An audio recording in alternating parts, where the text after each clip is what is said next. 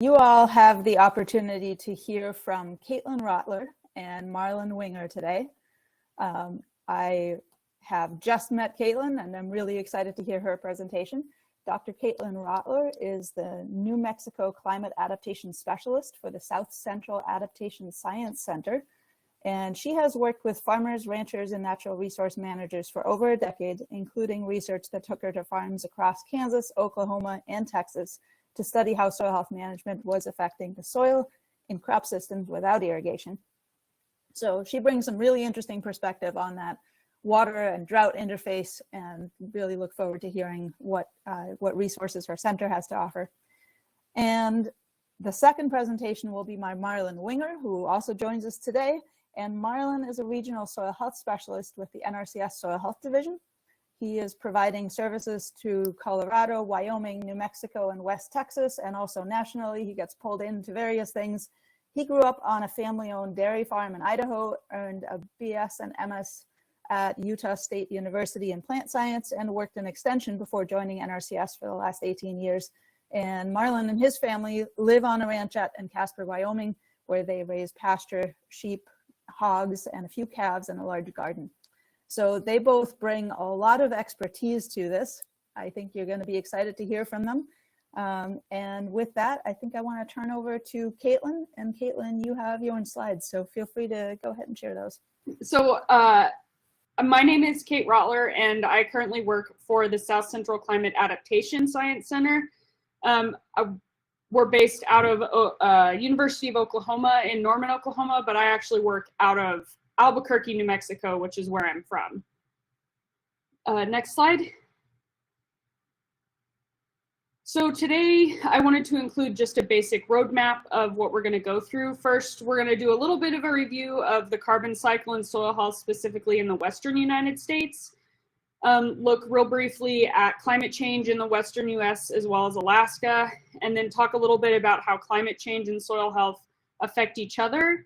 And then finally, I pulled some examples of, well, there's a few challenges to talk about, but then I also pulled a couple of examples of farmers who are, making the best of it and have found some opportunities for kind of adapting to climate change using soil health. Next slide. So as a little bit of a review, the carbon cycle is intrinsically linked to soil health because soil health comes from the carbon cycle. Partly that's because healthy soil comes from soil organic matter, which is then itself a product of the carbon cycle, as well as some other nutrient cycles, because of course soil organic matter doesn't just include carbon, it also includes nitrogen.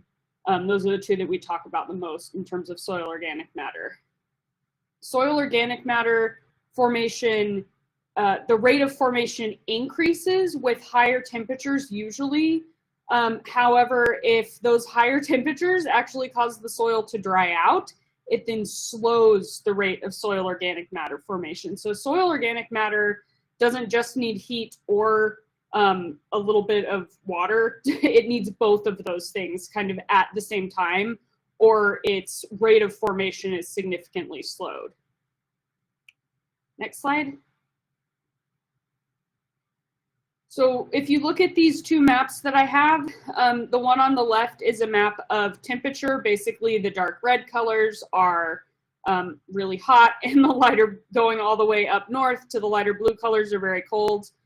And then on the right, you see a map of precipitation, and the dark red colors are dry, and the cool colors like purple, blue, and green, those are all more wet. So basically what you're looking at here is I've circled the area kind of roughly of the Western United States, and you can see that those Western environments are often hot and dry, and I'll have a better picture of Alaska here in a second to look specifically at it.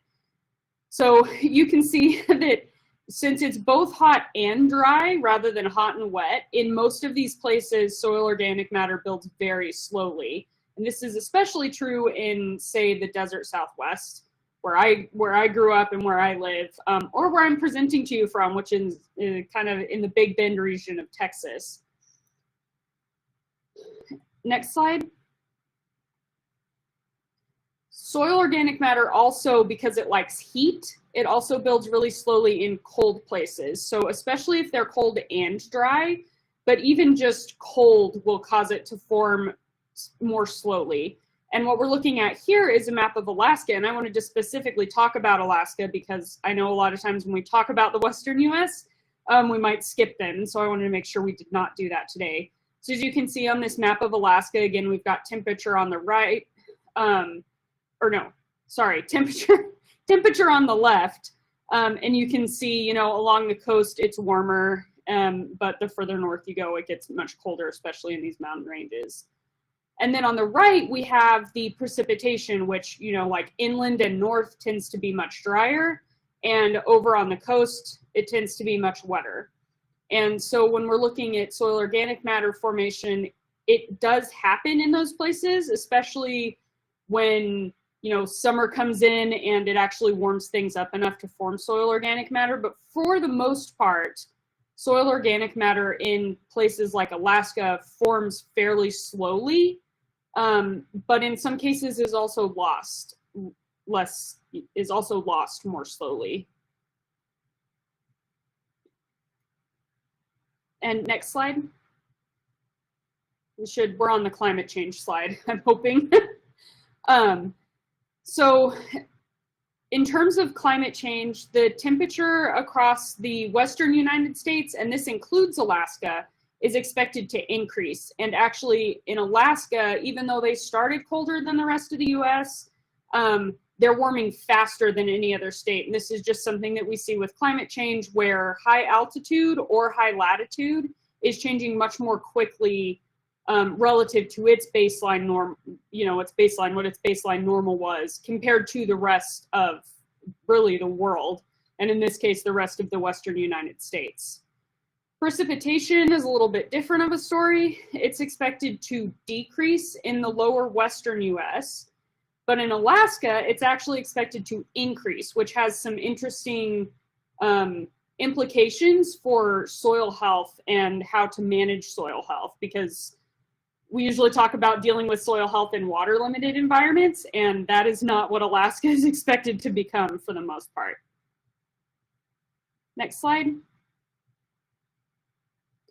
What you're looking at here is, these are climate projections from the last National Climate Assessment. We call it NC8. You may have seen these before. On the left side, you are seeing it's lower scenario / RCP 4.5. All that means is that's the scenario where we significantly cut the amount of greenhouse gases that we're putting into the atmosphere, and it basically steadies out by about 2100. And so you're looking at less heating.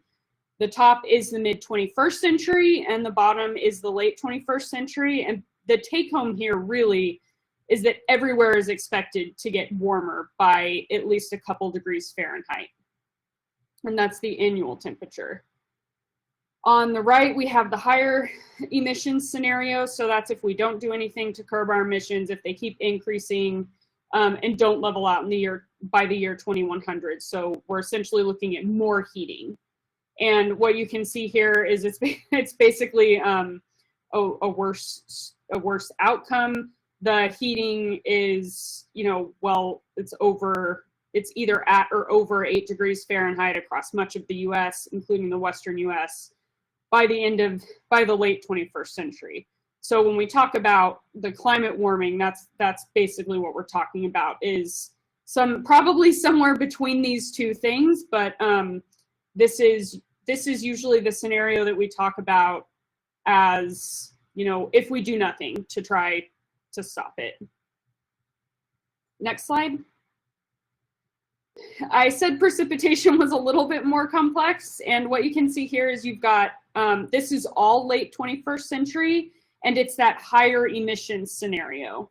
So the reason they didn't do earlier in the century and the lower scenario is because there's really not a lot of change relative to what we've already been dealing with. So the reason they did this is to look at, you know, what is the possibility of the magnitude of change. So how much might it change? And you're seeing seasonality here as well. So if you look, winters are supposed to get wetter across the northern US, and springs as well. But once you get into falls and summer, it's actually expected to get drier, although not by a huge amount. So that's like -5 to -10% in the summer and fall. Spring, it's a little bit more than that. But the take home here is that the precipitation is really a lot more variable, with the exception of Alaska, which we can say is likely to get wetter.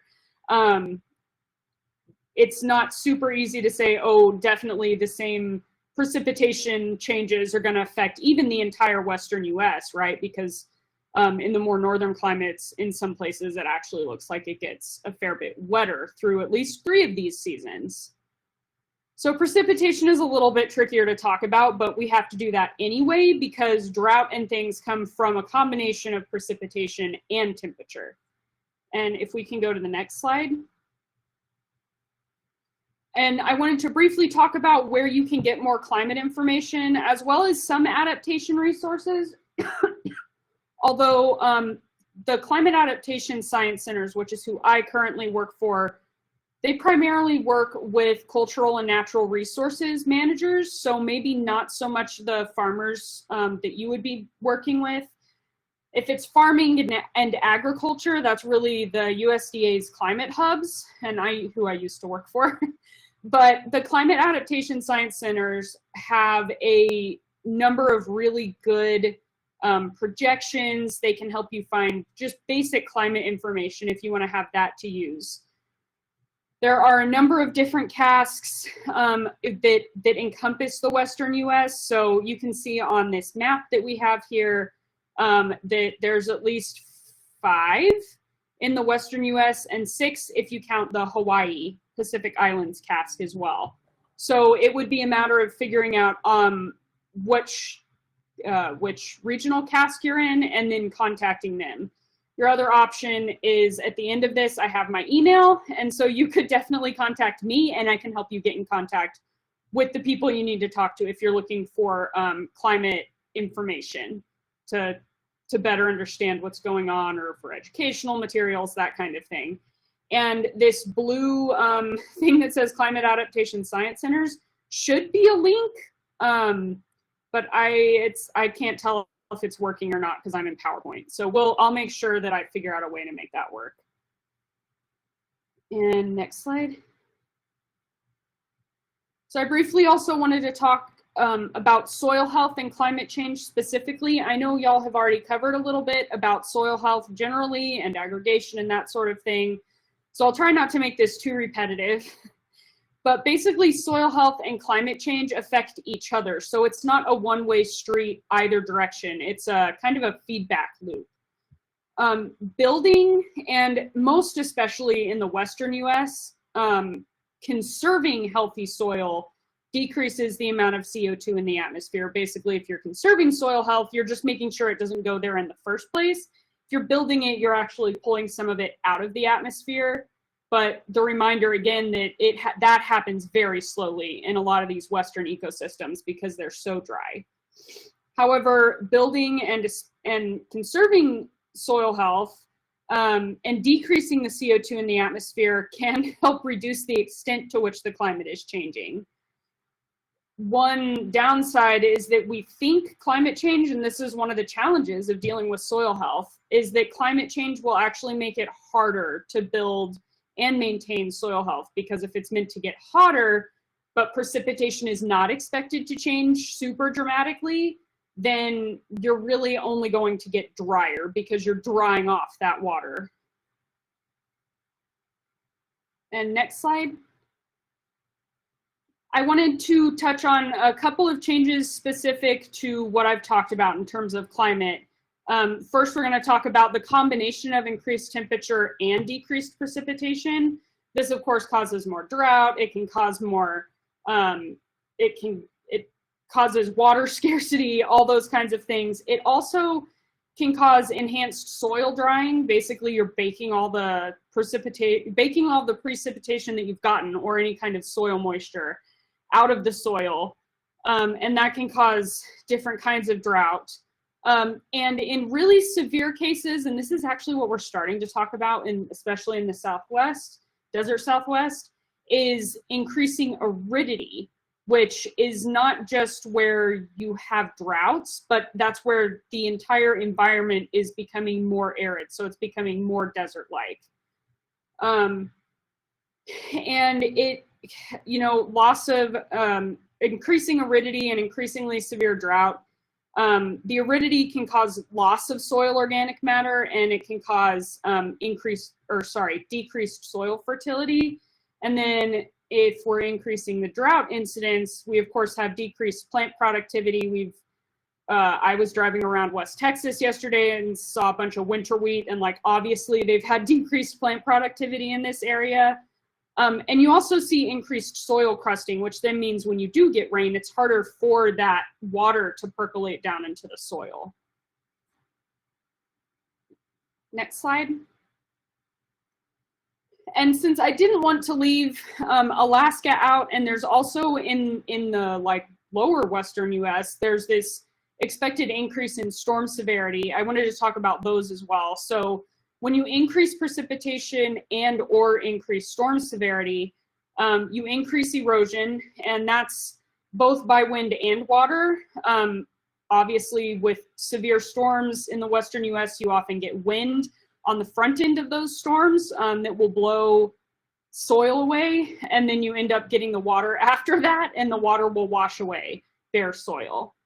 The raindrops themselves actually increase soil compaction and can do that to the point that it makes it hard for further water to get into the soil. And in these really severe storms and really increased precipitation, you've got so much water moving through the soil that you can actually, in some cases, decrease the soil fertility, especially if you're relying on nutrient addition, so like fertilizer or whatever, that can really easily get washed through soil under the right conditions. Okay, next slide. So bottom line is that healthy soils are a lot more resilient to climate change and the effects we're expecting of them, and that's down to soil organic matter. And we can go to the next slide. To touch again on soil aggregates and soil organic matter and why they're so important, especially with climate change. Those soil aggregates protect soil from erosion kind of by gluing it together a little bit. And they also improve water infiltration, and they can increase the ability of the soil to hold on to that water once the water gets into it. They also reduce erosion from wind and rain, again, because the aggregates are kind of gluing together the soil, and that's especially important in the in the Western US, where we have quite often quite a lot of rain and can have some very severe, we have a lot of wind and can have very severe rainstorms. And then of course in Alaska, where some places just get tons and tons and tons of rain and are expected to get more rain.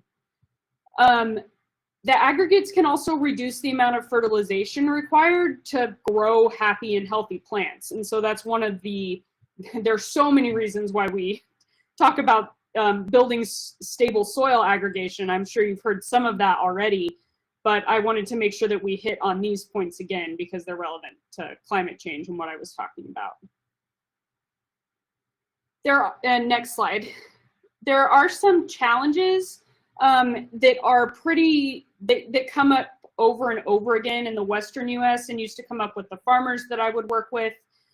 Some challenges in implementing the practices that will build soil health. So the first of those, and I just touched on ones that I could remember and that were easy enough to talk about. There are others beyond this, and they can be very location specific, they can be climate specific, they can even be specific to the individual ag producer and their preferences or the equipment they have.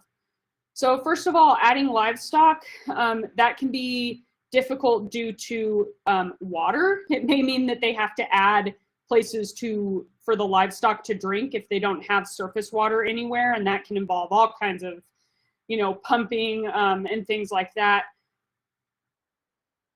There's also the issue, especially in the western US, of space. So the amount of space required to add cattle to an operation and have them be healthy and something that you can sell at market, that can sometimes require so much space that it would require entire extra humans or entire extra fencing or both, just to be able to like keep those cows contained somewhere and be able to move them around so you don't just like graze an area to death, which is also really easy to do in the dry areas of the western US, or where it's easy to just, where there isn't a long growing season, looking at Alaska, that kind of thing.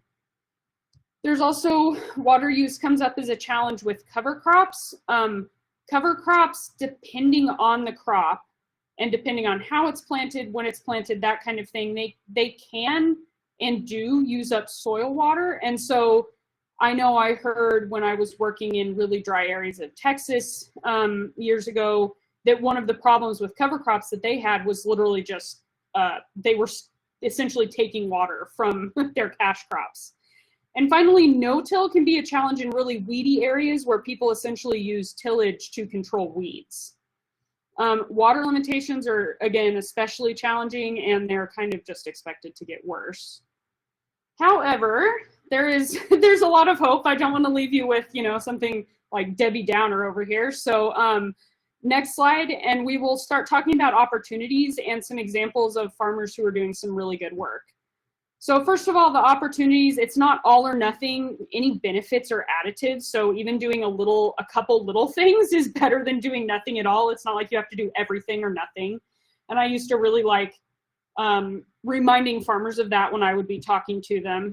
And soil health management practices are really diverse, and they can apply to many different kinds of operations: cropping, ranching, dual use systems like you see a lot in Oklahoma and parts of Kansas. And furthermore, the technical and economic support for implementing practices is growing. And I think Marlon's maybe going to talk about some of that. And if he doesn't, then I'm sure others will later this afternoon when you talk about economics. Next slide. So I want to talk now about some case studies kind of in success. These were collected by the USDA climate hubs. And I wanted to clarify that I'm not with them and I'm not representing them. But these were really, really good resources that we at the CASC did not have, and we will often work with the hubs, so I don't feel too bad about talking about some of these. So the hubs are, to plug them a little bit, they're a really good resource for information on climate adaptation, specifically in agricultural systems, and they've done a lot of work on soil health. So might be worth checking out if you have some questions. Next slide. The first success story I'm going to talk about is a farm in West Texas. And actually, as I was making this slide, I realized I drove almost right by their farm when I was getting out to Lubbock from Albuquerque the other day. So the soils there are very, very sandy and very easily blown. They were actually blown in partly from New Mexico. There is very little rain, and they're over the Ogallala Aquifer, which in this area is increasingly failing. So sometimes you may have no irrigation. The area they're in is high altitude enough that the cold overnight can limit cotton growth. They do grow some cotton anyway, but it's not like a super productive crop as it is in other parts of Texas. They use, as some of their soil health management practices, crop rotation, as well as cover crops. They run livestock, including both sheep and cows. On some of those cover crops, they have bubbler irrigation, which uses a lot less water because it keeps it closer to the ground and reduces evaporation. And then they also use no-till. And next slide is pretty pictures. So I said that they use sheep. These are some of their Dorper lambs that are part of their livestock integration into their system. That's the picture on the left. The picture right below that of the guy's boot, that's crop residue from a previous season. It looks like winter wheat to me a little bit. And it's basically providing a sand and wind fence for these tiny little cotton seedlings, because otherwise they either have to use mechanical sand sand guards, or the crop will just get blown away or scalded off the face of the earth because the wind is so bad out here and there's so much sand being blown around in it. And finally, on the right, this is a picture of their diverse summer cover crop mix. There is a little bit of cotton in there, but you can see there's tons of different seeds that are in there. And I don't remember what other crops went into the summer cover crop, but I think there's at least a brassica, a couple brassicas, and some, which are mustard plants, and then some pea-type plants that will fix nitrogen into the soil. And next slide. So the second success story I wanted to talk about is actually in Alaska, and I was super happy to see that one of the casks had talked to a farm in Alaska and actually done one of these with them. So Alaska is facing different pressures than the rest of the Western US, as I hope I've already made clear. And some of these actually give them more opportunity than they would have had in the past as far as growing crops. So since it's expected to get warmer, they will probably have longer growing seasons. However, as it gets, I guess, nicer, whatever, to live, as the climate becomes more hospitable, in Alaska, there's an expected reduction in both land and water availability because more people are going to want to move into the area, kind of like what you see happening in parts of Wyoming and Montana. So one of the other, I guess, challenges of that longer growing season is warmth is actually that they're looking at the danger of increasing pests, pathogens, and also invasive species that have not previously been able to survive up there, and all of those can affect crop production. This particular farm, they grow produce for farm stands, and they're really cool. So I'm covering their soil health practices that they're doing, but they also have like a whole economic plan for how they're going to take advantage of the increasing number of people in the area by, opening more farm stands and working with more farmers to sell their produce, all kinds of cool stuff. I highly recommend reading this case study, and there should be a link in there as well along the bottom. But some of the practices they use are cover cropping. They grow potatoes and process them on site, so they're incorporating some of that potato waste back into the land as compost. They're adding irrigation to some of the dry areas they actually have. So even though Alaska is supposed to get wetter overall, that doesn't mean that there won't be little pockets of areas where they see, we call them microclimates. So areas where the climate is a little bit different because of a mountain or a hill or something. And so those areas might actually still get drier as the earth, as it gets warmer. So they're adding some irrigation to dry areas, and then they're using periodic fallowing of potato fields. And generally when we're talking about soil health, you don't want to leave soil uncovered because that can increase the chances of erosion. I don't remember the explanation for why they were periodically fallowing the potato fields. I think it's a matter of like water and having too much of it, not wanting to flood them, but I don't remember, and I should. I apologize. And the next slide, again, we get pretty pictures. So on the left and right are two, it just dinged at me. If something important is happening, you'll have to let me know because I can't see anything. So if you look to the left and the right, this is that produce stand. They grow a special variety of potato that's apparently really, really good. It's a cross of the Yukon Gold and fingerling potatoes, and I think they called them peanut potatoes. And they're supposed to be really good, and they sell them at their farm stands. And then they also grow things like rhubarb, and they have neighboring farms, produce farms, that grow things like squash or kinds of beans or cucumbers. And so they'll sometimes buy crops off of those farmers to then also sell at their farm stands, which I thought was pretty cool. And then on the right is some farm equipment that they're using to till that field, one of their fields in Alaska. can't remember, I think they do still till out there. And this is a good example of like, you can use some practices without using all of them. You know, they've used some of their some soil health practices, like incorporating cover crops and using potato waste as compost. That doesn't mean that they have to do everything, like also no-till and also never leave the soil uncovered. They can pick what works for them and what works for their operation and just use those practices, and that's fine. They're still totally accomplishing something. And so I think that's that's really important to know. And finally, last slide. So a very quick summary. Healthy soil, to go back to the very beginning, healthy soil comes from soil organic matter, and that's a product of various nutrient cycles, and it's also affected by climate. The climate in the Western US is expected to get hotter and drier, except in Alaska, where it's actually expected to get hotter and wetter.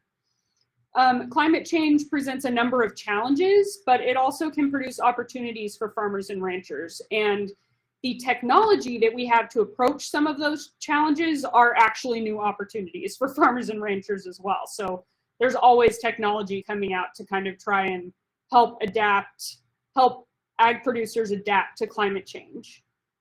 Soil health might be harder to build in future climates. It probably will be, but a whole lot of different options for building it exist. And there have been a number of successes all over the US. So even in very dry parts of the US, people have figured out practices that work for them that help them build a little bit of extra soil organic matter and a little bit of extra soil health. And so I think it's just a matter of working with the producers that you're talking to, finding out what will work for them economically, tools, implement wise, number of people wise. It's all just in knowing who you're working with and being able to meet them where they're at with things that are actually possible for them, instead of throwing the impossible at them and pretending like if they don't do that, then they may as well do nothing, which I think is a mistake that sometimes I've seen made. Basically, there are no silver bullet solutions, but we have a lot of different opportunities. And with that, I am happy to take any questions. If your question is, what are these wonderful animals in my slide? That's my dog, Finn. Sorry, this is the last slide. My dog, Finn, and my big red dog, Rocket. That's where we used to live in Oklahoma. So thank you so much. I'm sorry, that was a little bit hectic. I forgot I was on camera, so hopefully I didn't do anything embarrassing, like fix my hair 12 times. And I don't know how much time we have for questions. I tried to time it to exactly 30 minutes so we would have time.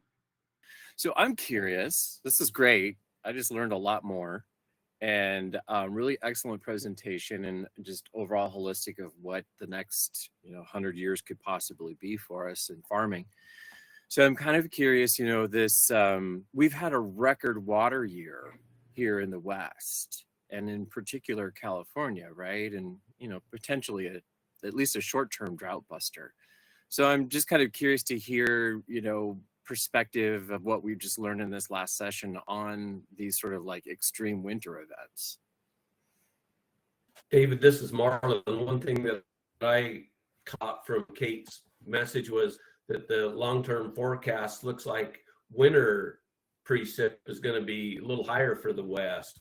So maybe that was an indication that she showed us on that graph that in the West, wintertime precip would be a little higher. Just something I picked up. Yeah, I noticed that too. And then, we tend to look at those maps and think, oh, well, that's going to be like a year over year average. But is it actually going to be like 4 really dry winters? And then that 5th winter is just makes up for it, which is really going to have to change how we manage our water, our Western water. Our infrastructure right now is not ready for that. Can you hear me again yet? Yes, we can. All right. I toggled everything. Good, it worked. Caitlin, if you're still hearing this, then get off and get back on. That's the thing that I guess worked for me. And yeah, just want to amplify that, right? I mean, we don't know exactly what it's going to look like. We just know that it's changing. that we're getting more intensity. Sometimes I hear people call it climate weirding, because it's really making the weather pretty weird. And if there's one thing, it's soil health. When you get a really high functioning soil built, you're going to be in a much better shape to take either of the extremes. You get an extreme rainfall event. If that soil is covered, if you've got living roots in the ground that are allowing that water to really go in past those roots, if that soil can soak up that water because it actually allows it to get in and there's plenty of that pore space, then it's going to be ready for the next drought. So we just really need to build those very diverse systems. Also, more and more people are experimenting with things like, for example, growing multiple crops at once, like wheat and chickpeas is one thing that I think, Marlon, you've experimented with. And when you grow multiple crops in a field, one might not do well that year, but another one might. And so that's one of the many innovative strategies out there. And it's not all that new. People used to do that a lot more. I see that Addie's got her hand raised.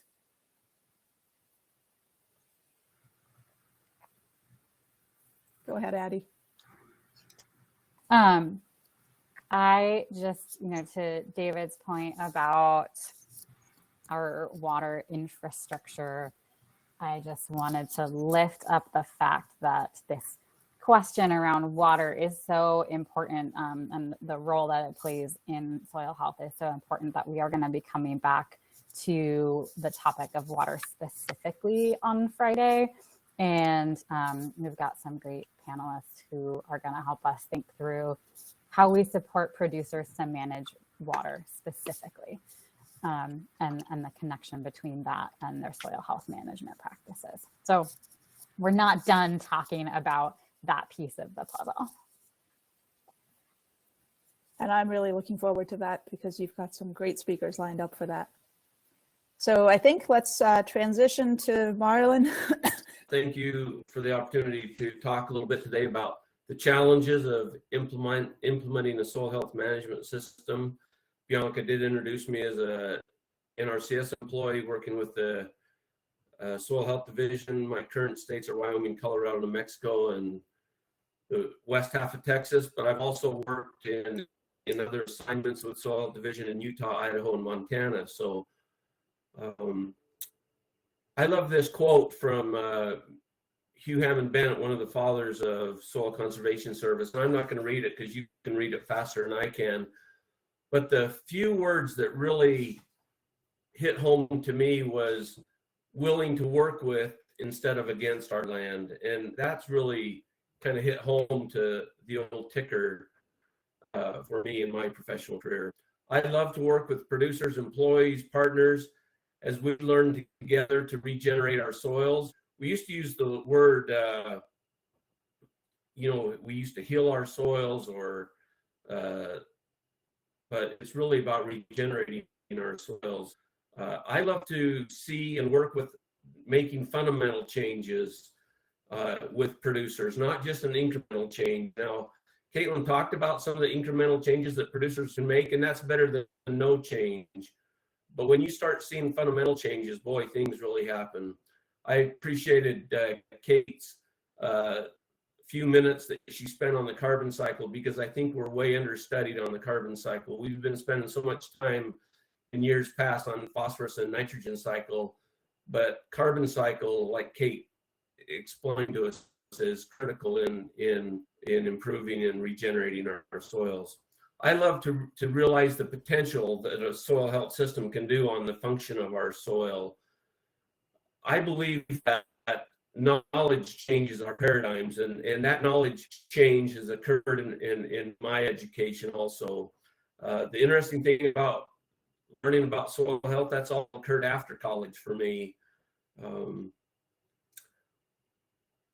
Like many of us in the agronomic world, we spend a lot of time fixing the symptom or looking at the symptom of the issue with the farmer, the rancher. But soil health has taught me to really key in and look a little deeper and try to look at the problem and work on solving that problem. And I'm going to talk the second half of my talk mostly about soil health principles. I just want to talk a little bit about the individual stages of adoption. And this is a fun little cartoon that you can spend quite a bit of time on. But somehow that producer has to become aware of the soil health management system. And there's many sources of that they can become aware. TV, the internet, as they talk to their neighbors or drive by their neighbors and see something that they're doing different, spurs them on to push their interest and learn more, even without talking to anybody. But at some point in time, going to start the evaluation process, even if it's in their imagination. They're looking at how this new soil health management system may look on their farm. And of course, at some point in time, they got to do a trial. Now, a lot of people will plant the back 40 acres where nobody can see it. And some soil health innovators will plant the 40 acres on the main road so that everybody can see what they're doing. After the trial, sometimes it's successful, sometimes it's not successful. So it may take several times, and they may have to go back and learn more about the subject or evaluate it more, but finally they may adopt the practice. Now, I also think that after adoption, the sixth little principle may be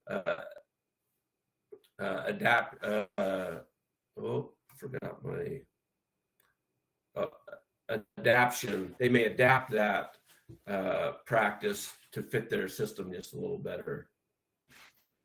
So what are some of the obstacles to soil health adoption? We can be a negative Nelly here on this, but there are some obstacles that a lot of people have to get over. And I've worked with a lot of producers that basically they lack the technical information. And so change isn't going to happen until they start receiving some sort of technical information. Almost the last 15 or pushing 20 years now, I've been teaching soil health in the Intermountain West at producer workshops throughout the Intermountain West. And I think that's been a real positive effort to teach the producers how to adopt these soil health management systems, how to implement these principles of soil health. Of course, there's always lack of social and financial community support.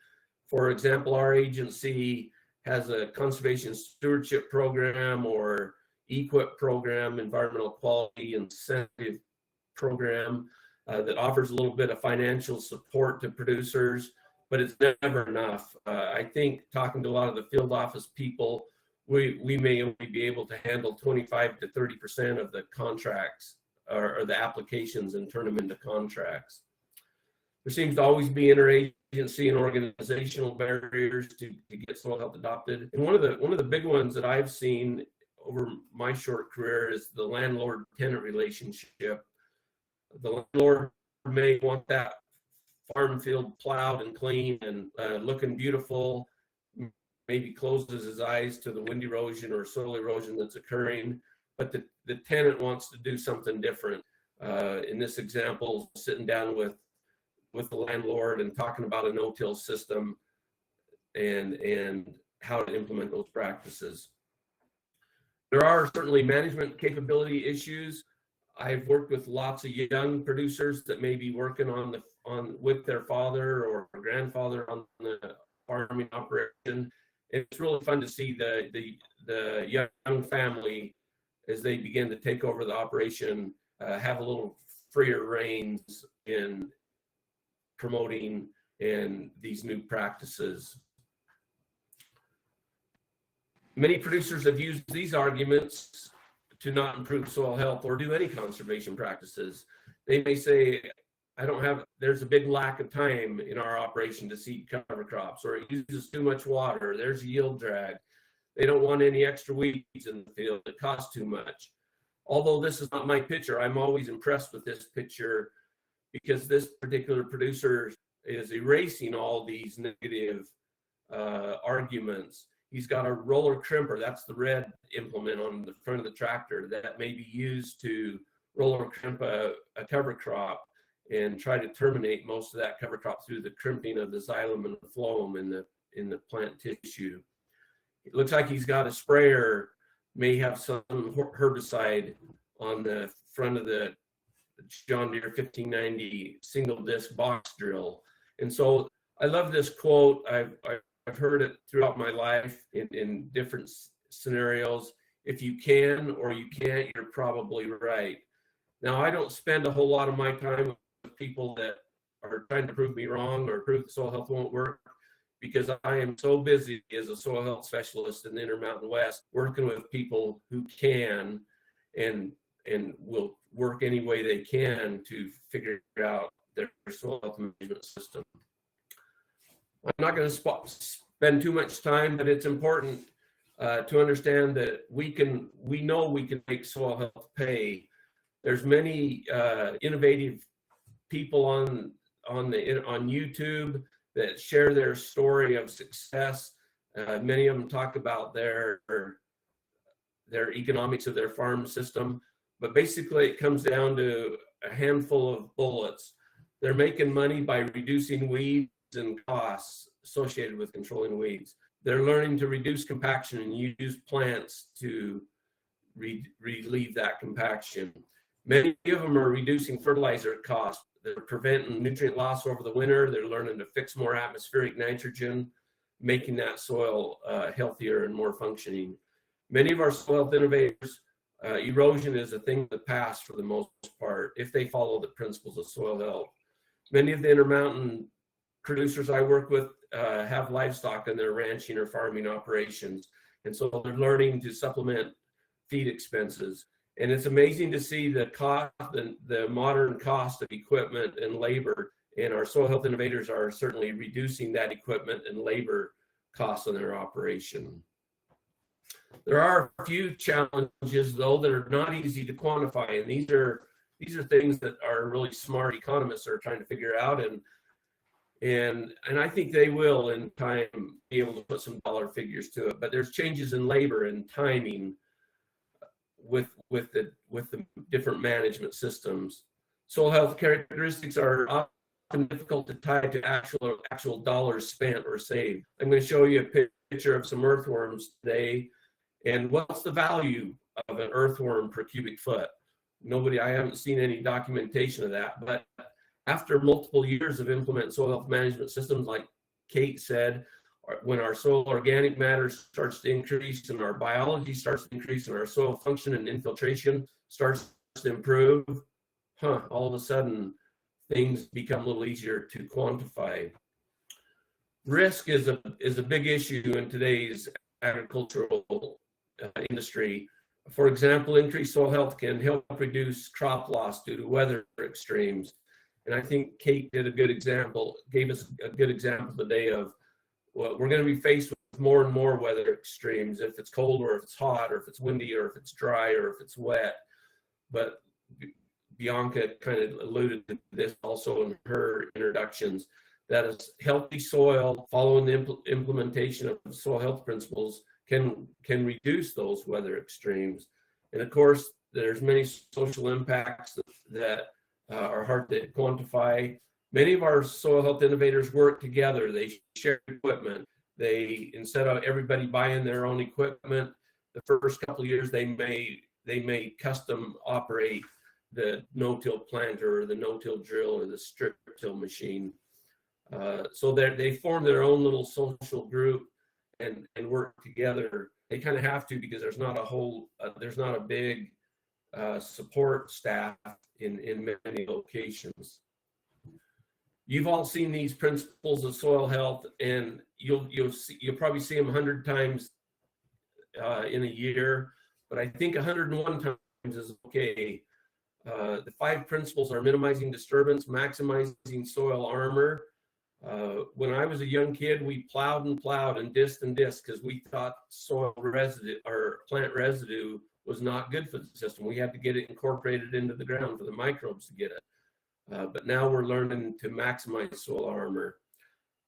We can learn the hardest principle to implement is the next one, maximizing biodiversity, which is all life forms on the farm or ranch, insect, plant life, animal organisms, and the continuous living root also becomes a very critical component of developing these soil health management systems. Now in the Intermountain West, I work with most of the people I work with have some sort of livestock, cattle, sheep, goats, etc. And so I part of their system, part of their economic system is integrating livestock. And so we have made huge strides, even with producers that have livestock currently, to utilize that livestock even more. And I'll show you a few examples today. So the rest of the slides are all going to be talking about how different producers are implementing principles of soil health. This is an 8,000 cow dairy farm in Marcy, Idaho, near Boise, Idaho. And the picture is showing, which is a little different, but it's corn silage that's drilled with a paired row drill into triticale stubble that was just recently harvested for silage.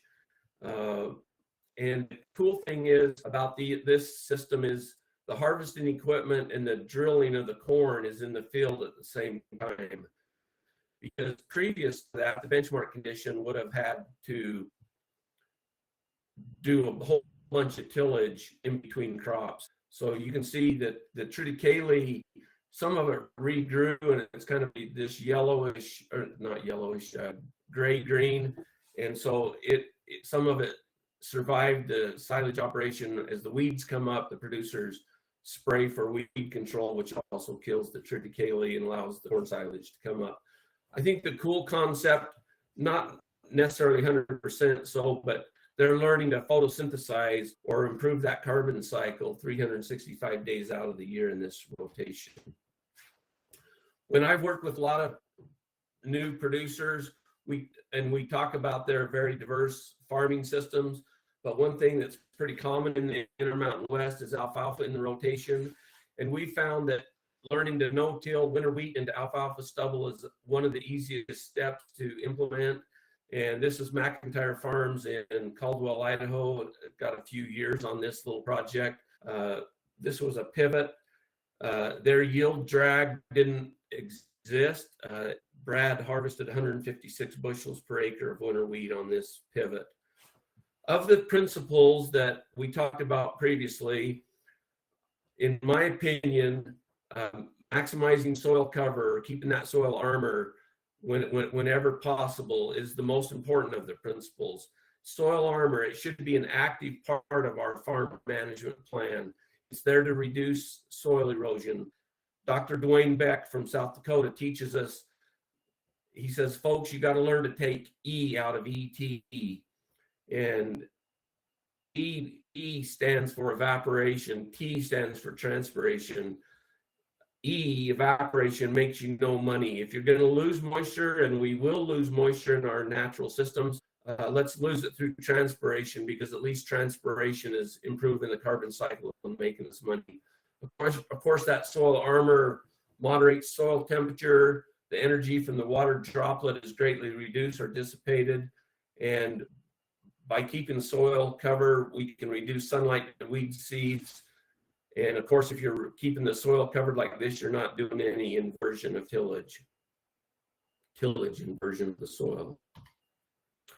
Here's a fun little slide from Payette, Idaho. No-till wheat into corn silage in flood irrigated ground. So you can notice that the no-till wheat is planted on about a 10-degree angle with a no-till drill. We found that to be a little bit more effective in the early years of soil function development. We can cut through the bed, the irrigation bed, to try to get that water to infiltrate and to move laterally or horizontally. So anyway, no-till wheat into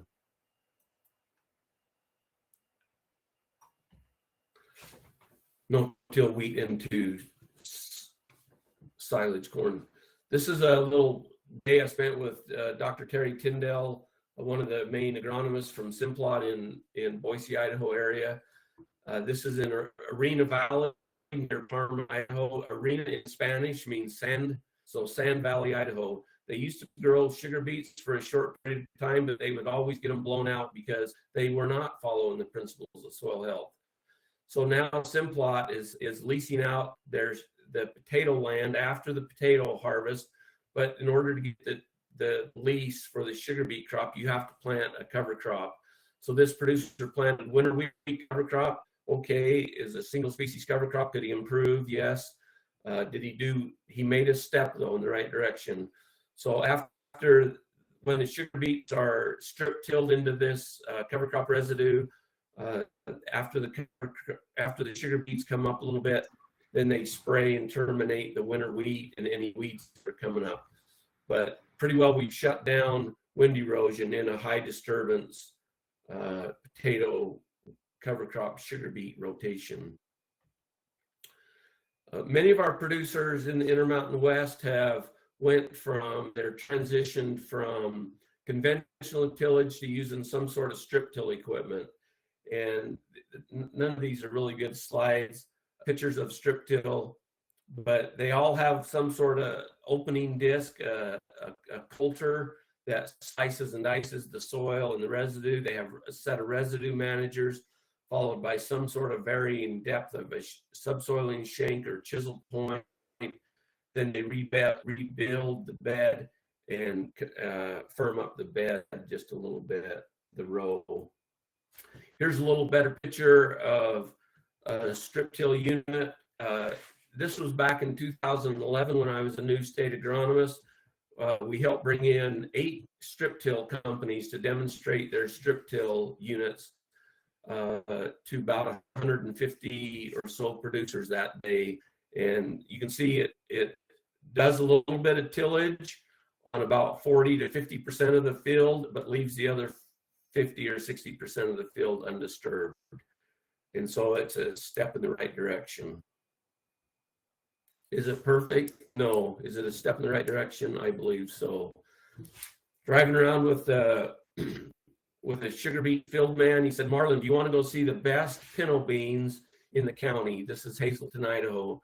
So I didn't know the area very well. So we stopped, parked the truck, walked into the field a little bit, and I'll be doggone if these pinto beans that he called the best pinto beans in the county were strip till pinto beans into wheat residue.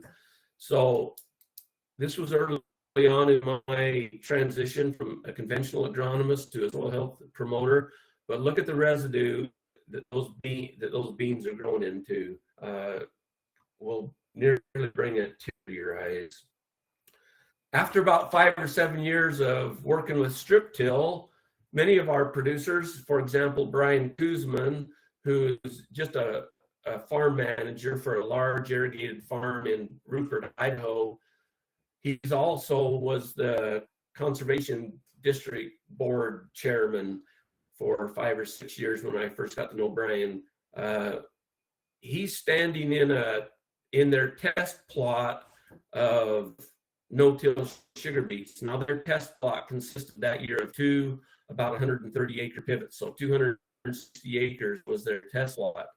So these innovators, oftentimes they go all in. Now that's just their test plot.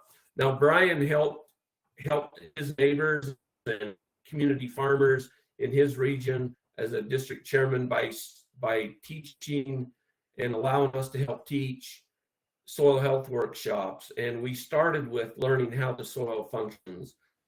And what a great day when you spend an afternoon with an innovator looking and comparing no-till sugar beets.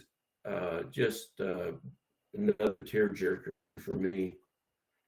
Bianca mentioned this a little bit. We've also done soil health management systems in many of our dryland regions. We're starting to explore this intercropping of our wheat fallow systems. Now, wheat fallow is not a very good system.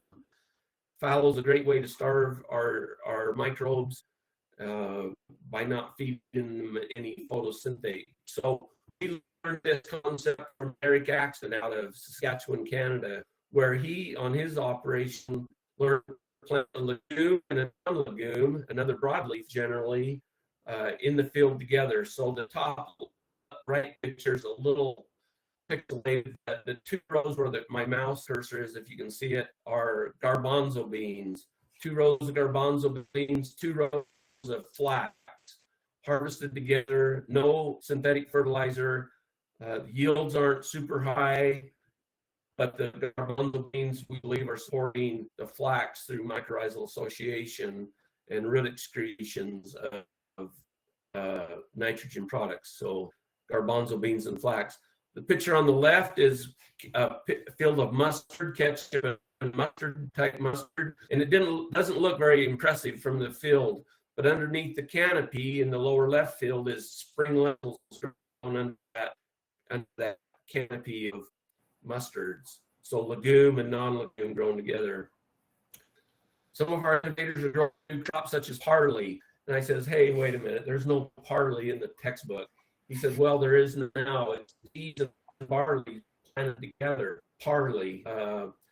And all of these examples that I talked about in this slide are all after sharing resources and working together, something that we never used to talk about 20 years ago. But now many producers are learning that plants can live together and work together. And producers are very interested in this because the fertilizer cost is just killing them on their farming operations. A new one that I just heard a month ago, a new crop being developed was P. melina. And again, I thought there's no P. melina in the old textbook, but they're going to have to rewrite the old textbooks because they're growing peas with winter camelina or spring camelina, legume and non-legume. I think these are some of the forefront items that we need to continue to be working on in our soil management systems. So this blue header on this John Deere combine is kind of hard for some of our John Deere equipment lovers to promote, but this is called a stripper header. And the stripper header only plucks off the, if I can see this on my camera, you got your wheat head, and the stripper header then plucks off the seed head, and the seed head is the only thing that goes through the combine. So you can use about half the energy in fuel and go twice as fast. So it's kind of a win-win for everybody, and it has nearly perfect residue placement because all the residue stays on the field where it was grown on the plant. Now the take-home message from this is Ryan Christensen trying to improve his fallow system. He says, I currently fallow about 30 minutes because you see the combines in the field, one combine, another guy planting the cover crops through that stripper header stubble. He said, I never thought we'd do that, plant cover crops in the same day. So that's using harvest management to improve our soil health system. Now it's becoming very popular in the Intermountain West because long stubble traps more snow for moisture management.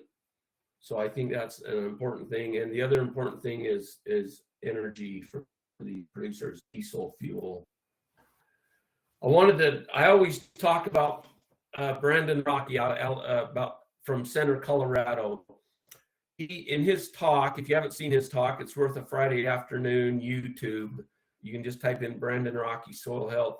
And he talks about a research paper from Dr. Altieri. And this bottom half of this figure was where I learned about farming from college. And I'm not going to go through it because it should be pretty common knowledge. That's how most of us were taught how to farm. Brandon says he's changed his farming operation to adopt some of these soil health type practices from Dr. Altieri. Look at these. Soil health disturbance, or lower soil health disturbance. Sometimes if you got a till, think of something you could, reduce that tillage. Possibly, Brendan is a good example of moving away from inorganic fertilizers and using more things like compost.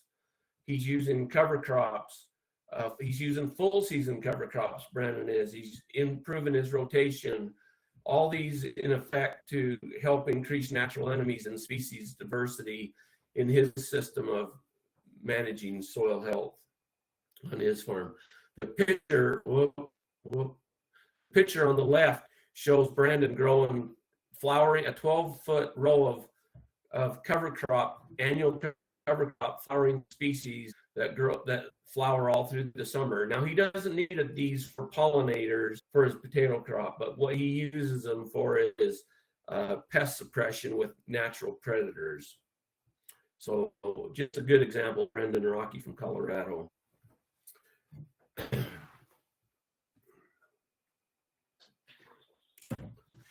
This is Brad McIntyre Farm in Boise, Idaho, several years ago.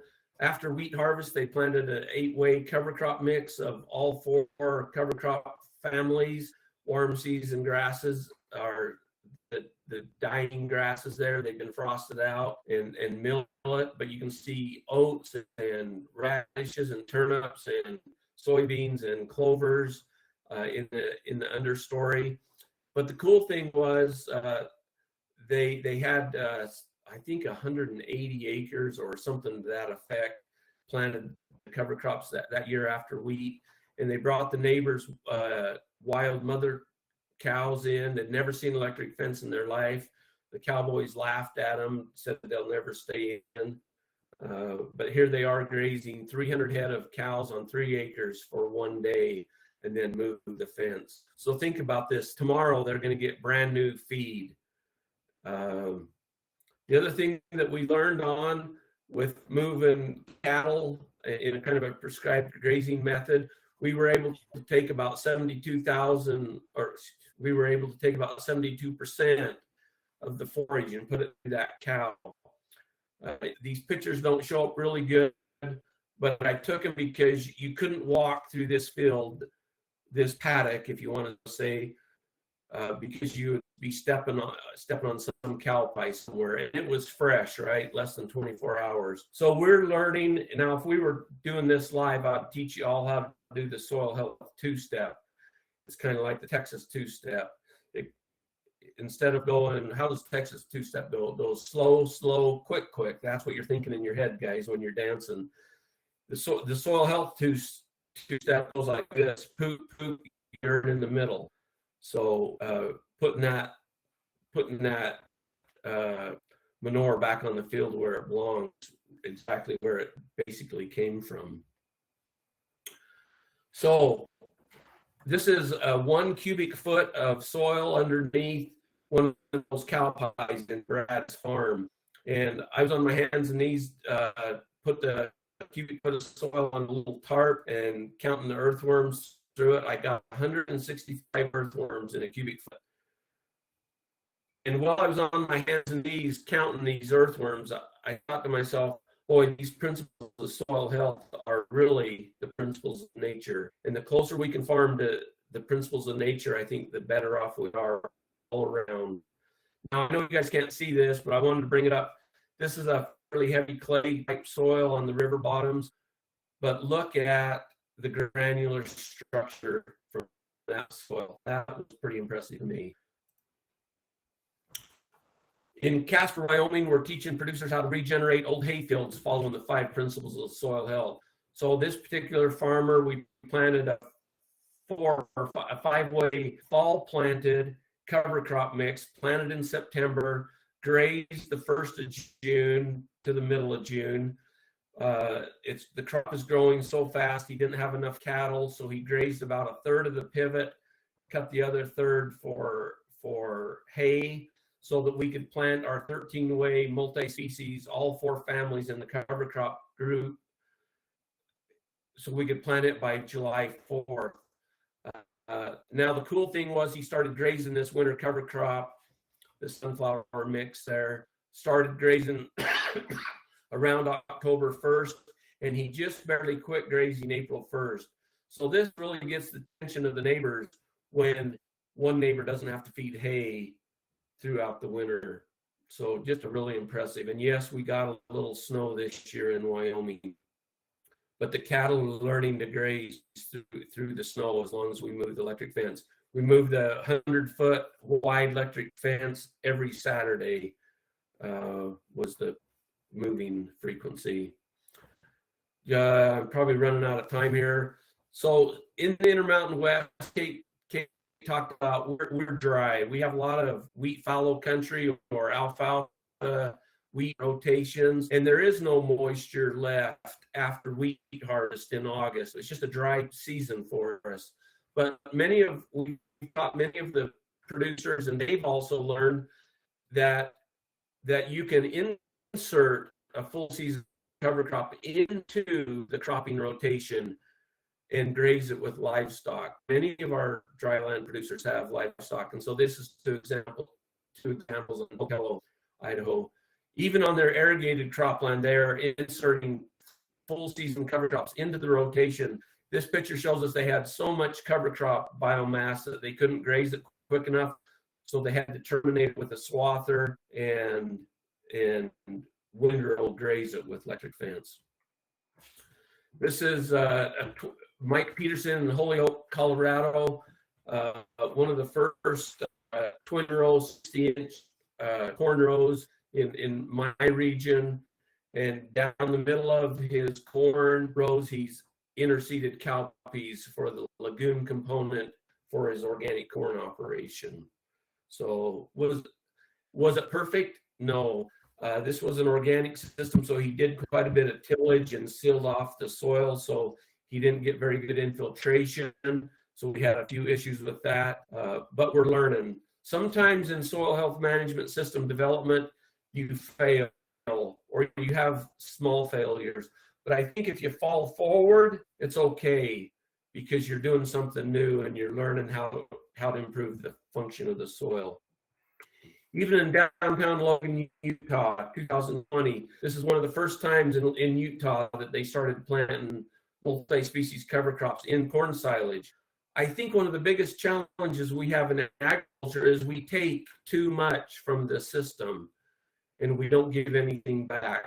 So this is a good example of planting, I forget, 8 or so cover crops early in the corn season, and then silage in the corn silage, letting the cover crop grow, and then grazing a percentage of that during the late fall or early winter. I've taught many potato organizations soil health messages, and a lot of them will say, well, we love your message, but we don't know how to implement it because we're a high disturbance system. This producer, Jaron Raybold, said, Dad, let's try it. I think we can do it. So what they did is they harvested their early harvest potatoes on September 5th, planted the cover crop as a monoculture cover crop back in the day on September 7th. Picture is 40 days after planting. We had 100% ground cover by October 17th. The next spring, the insert picture, we're out looking at the evaluation. They just got done planting spring wheat back into that cover crop residue. And the cool thing was, see, the gentleman's hair is a mess. Mine stayed perfect the whole day, but no erosion was occurring on that farm. So the first year they planted one pivot. And I don't know how to read the chat. The second year, my question to you guys in the audience, how many pivots did this farm plant the second year? Now the second year was a terrible year.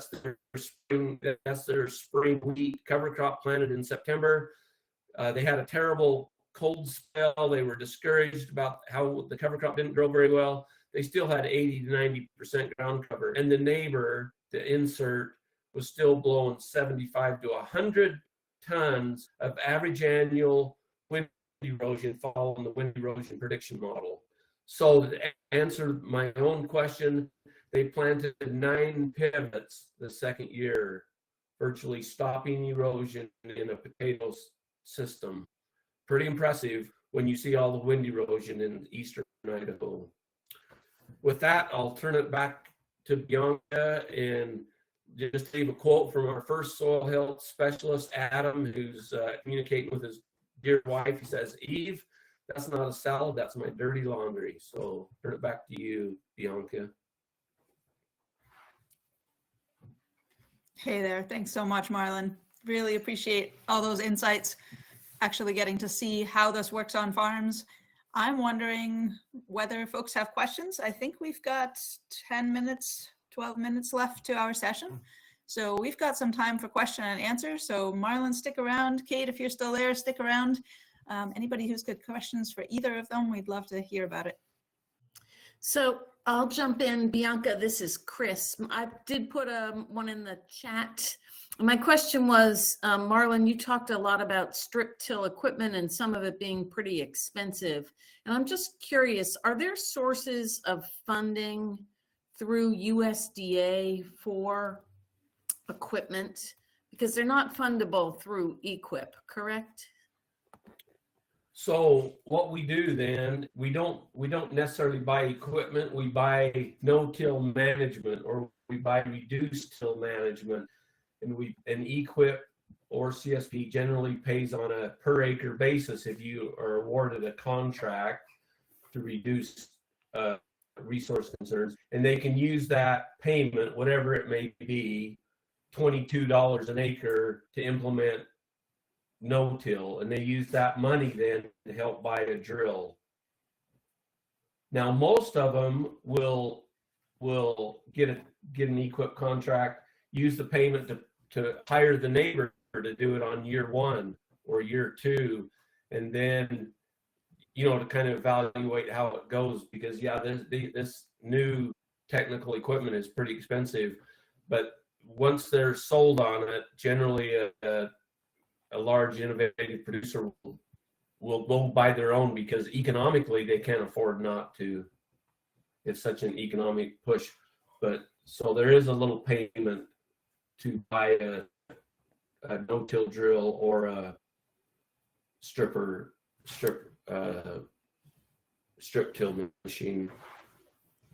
Great. So Marlon, I have a follow-up on that one, right? So here we are getting right into the space of something that USDA is working long and hard to address right now, which is underserved producers, often smaller beginning producers that don't have the equipment yet, smaller producers that only have so much acreage, so that per acre payment doesn't cover as much of the same cost of that piece of equipment. I know you've talked about equipment sharing in the past. What has your experience been? What kinds of networks are being built to help address those kinds of challenges? I think one of the best examples is when the conservation district gets involved and buys a big drill and a little drill for big producers and then little producers to rent and use. And then a lot of our producers, big or small, will often share resources with 2 or 3 neighbors together. But they do make small no-till drills, and they make big ones. Many producers, though, like I said before, don't go buy a new piece of equipment, big or small, until they use one from the neighbor or from a conservation district. Many of our conservation districts will put on 3,000 to 5,000 acres per year of leasing drills, planters, and small forms of strip till units. You can get strip till units that are 2 to 3 units wide, instead of this one, I think, is a 12 unit. Myself, I bought a no-till drill hoe from Walmart for my large garden. So that's what I do for my 50-foot by 50-foot garden, is a no-till hoe from Walmart. You got to send me that link on over, Marlon. That'll cost you, Bianca. That's right.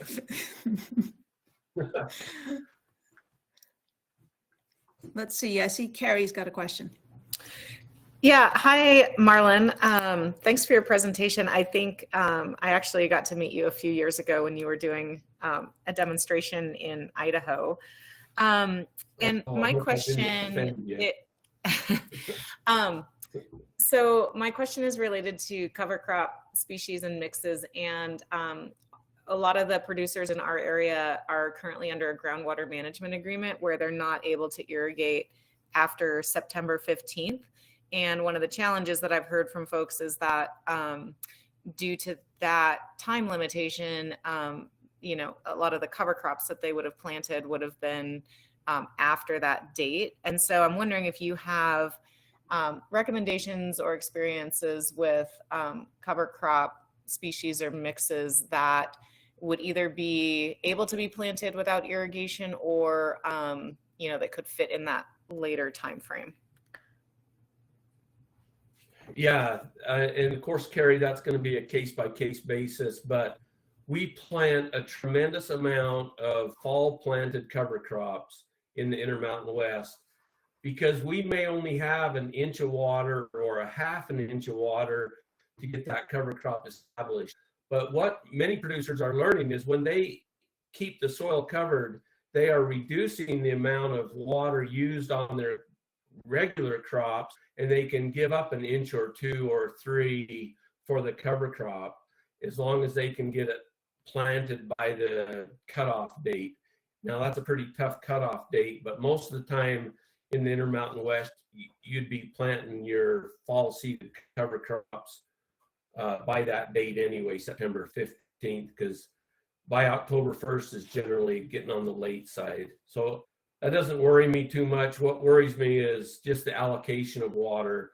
But many producers that implement all of these soil health principles realize there's great water savings by keeping the soil covered. If you don't keep the soil covered, none of this works, in my opinion. And I think that's the biggest challenge of many of our small producers, is they're not keeping the ground covered like they could. Now, maybe we need to utilize mulch more, but keeping it covered is, in my opinion, the first principle of soil health. That is such an excellent point, especially in these kinds of very extreme scenarios where either way, if you get extreme rainfall or if you get extreme wind or if you get extreme heat, in any of those cases, that cover really helps. And Marlon, by the way, you can stop sharing your screen so that we can see you nice and big, see everybody else too. Oh, okay. Other questions, folks?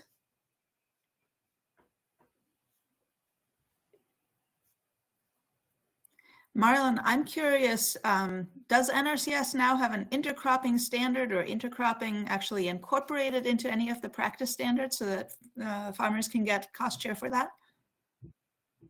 Not yet that I'm aware of, because it's off the beaten track. That it is. It's an exciting space.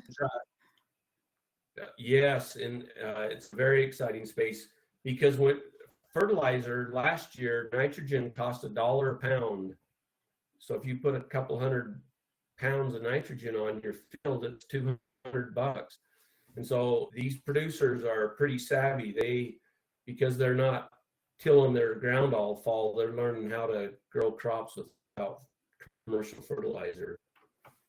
That is really exciting. And, you know, if we think about corn was originally grown with beans, and here's, you know, so many different examples that you just presented. If you have any of that as readable information for participants here, we'd love for you to share that, because having a number of examples of what kinds of crops are actually successfully being grown as intercrops would be really helpful for us to have. Yeah. Some of the nation's soil health innovators, many of them talk at No-Till on the Plains, and you'll hear 4 or 5 speakers in a 2 or 3 day session talk about how they're intercropping crops. Is it in the published data? Not very much, because the innovators are the ones doing it. The scientists haven't caught up to speed with it yet, because nobody knew you could grow a crop without commercial fertilizer.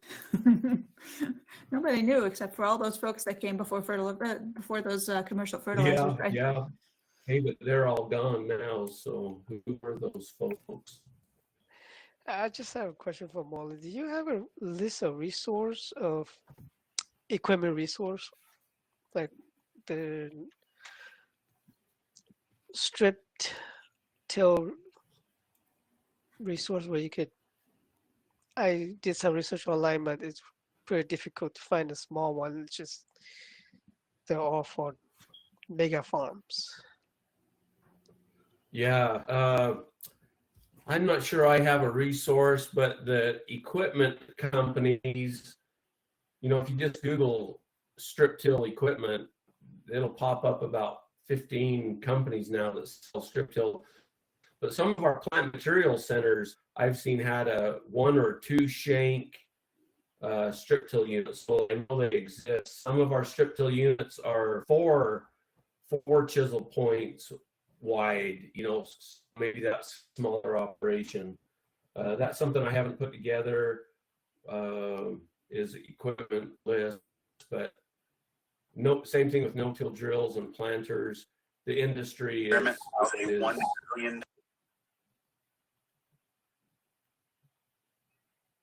the industry is full of information. Just type it in Google.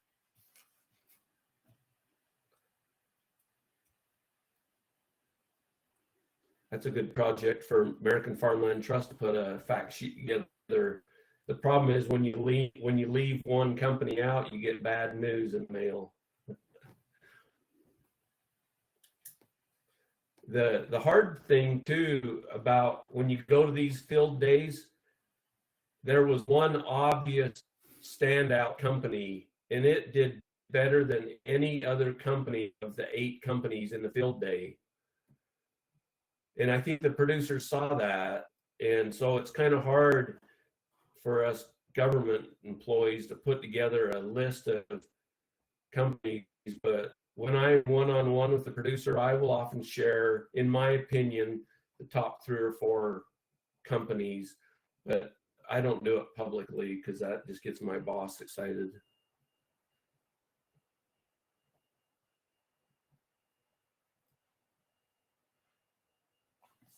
Okay, well, thank you so much, Marlon and Caitlin. That was really awesome. I think we got a lot of really wonderful insights about specifically how it works and what we're looking for here in the West and what we're looking forward to or not, right, in terms of the challenges of the weather and what the opportunities are. So thank you so much. Really appreciate you taking the time to prepare a presentation and joining us today.